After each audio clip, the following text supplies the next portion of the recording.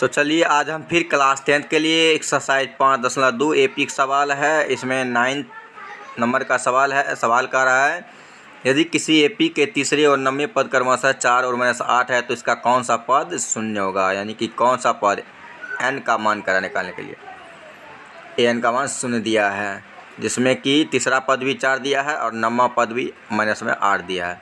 तो चलिए बिना टाइम लिए आगे बढ़ते हैं। यहाँ पर लिखेंगे हल, ठीक है।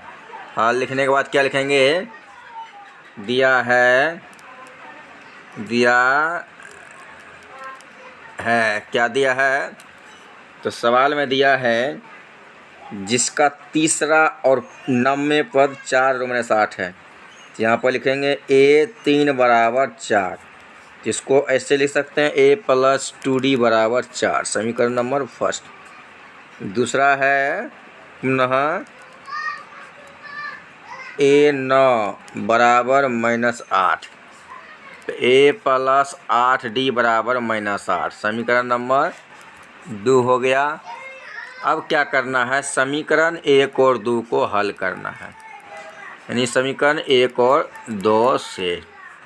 उसके बाद क्या करना पड़ेगा, यहाँ लिखना पड़ेगा A + 2D = 4, A + 8D = -8। इसको घटा देना है, चूँकि चिन्ह तो सेम है तो घटाना पड़ेगा।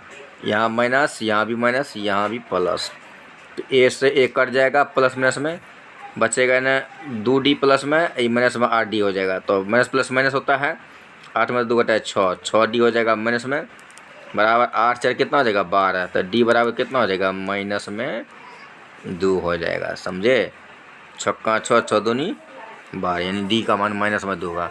अब D का मान समीकरण नंबर क्या करेंगे, D का मान समीकरण नंबर 1 में रखने पर, अब समीकरण में 1 में रखेंगे तो कैसे रखेंगे, तो ध्यान देखिए A + 2 × -2 = 4, तो A - 4 = 4, A बराबर कितना हो जाएगा 4 + 4, तो A बराबर हो जाएगा 8।